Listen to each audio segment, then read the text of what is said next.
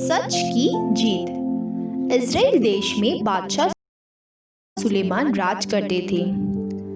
वह अपनी प्रजा का बहुत ध्यान रखते थे, हमेशा उनके साथ न्याय करते थे। दूर दूर के देशों में भी बादशाह सुलेमान के न्याय के चर्चे थे। लोग उन्हें न्याय प्रिय सुलेमान भी बुलाते थे। हर शाम बादशाह सुलेमान के दरबार में आम जनता के मसले सुलझाए जाते थे। लोगों को इंसाफ दिया जाता था।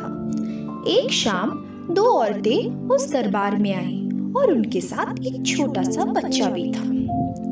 बादशाह ने उनसे पूछा, देवियों, आपकी क्या तकलीफ है? बताइए मुझे, आप यहाँ क्यों आई है? पहली औरत बोली, महाराज, मेरा नाम उषा है और मैं इसकी बहन हूँ। यह मेरे साथ ही रहती है। कल रात इसका बच्चा मर गया और इस औरत को इतनी भी शर्म नहीं है कि यह अब मेरे बच्चे को अपना बच्चा कहती है। बेशरम कहेगी। महाराज, मैं बहुत उम्मीद के साथ आई हूँ। आप मेरे साथ न्याय ही करेंगे, मैं जानती हूँ। महाराज, मुझे न्याय दीजिए। इसके बाद बादशाह सुलेमान ने दूसरी औरत से अपना पक्ष रखने को कहा। वह बोली, महाराज, मैं हूँ आशा, इनकी बहन। ये झूठ कहती है महाराज। जो बच्ची कल मर गई थी वो इनकी है और जो बच्चा यह है, यह मेरा बच्चा है। महाराज, मुझे न्याय दीजिए। महाराज, मुझे न्याय दीजिए। मेरे बच्चे को मुझे लौटा दीजिए। महाराज। उषा उससे बोली, झूठी कहेगी, झूठ क्यों कहती हो? मेरे बच्चे को अपना क्यों कह रही हो भला?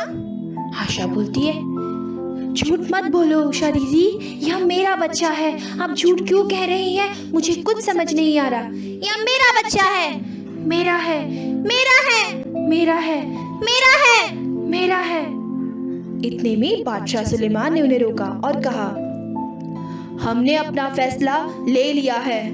सैनिक, जाओ, हमारी सबसे तेज धार वाली तलवार लेके आओ। सब सोच में पड़ गए कि महाराज ने तलवार क्यों मंगाई है, तलवार से क्या करना चाहते हैं। जब सैनिक तलवार ले आया तो उन्होंने सैनिक से कहा कि सैनिक, इस बच्चे के 2 टुकड़े करो। ऐसे होने चाहिए कि हर टुकड़ा बराबर हो, बराबर वजन का हो, और एक टुकड़ा उषा को दे दो, एक टुकड़ा आशा को दे दो। यही है मेरा फैसला। क्या आप दोनों इस फैसले से सहमत हैं? फैसला सुनकर उषा बोली, हाँ महाराज, मैं बिल्कुल सहमत हूँ। अगर ये बच्चा मेरा नहीं तो इसका भी नहीं। झूठी कहेगी। महाराज ने इसके बाद आशा से पूछा। आशा बोली, महाराज, यह बच्चा मेरा नहीं है। मैं झूठ बोल रही थी, मुझे माफ कर दीजिए। इसे मत काटिए महाराज, इसे उषा को ही दे दीजिए। यह मेरा बच्चा नहीं है, इसे मत काटिए महाराज, मत काटिए। इसे उसे ही दे दीजिए महाराज। मैं झूठी हूँ, मैं झूठी हूँ, बच्चे को मत काटिए। महाराज ने सैनिक को आदेश दिया, सैनिक, इस बच्चे को उठाओ और आशा को दे दो। सब लोग कंफ्यूज हो गए। अभी अभी तो आशा ने कबूल किया था कि बच्चा उसका नहीं है और वो झूठ बोल रही थी। फिर महाराज ने ऐसा फैसला क्यों लिया भला? फिर महाराज बोले, एक माँ कभी भी अपने बच्चे का बुरा नहीं सोच सकती और ना ही कर सकती है। अपनी आंखों के सामने अपने बच्चे को कटना देख तो दूर की बात है। इसी से स्पष्ट है कि उषा इस बच्चे की माँ नहीं है, जबकि आशा इस बच्चे की माँ है।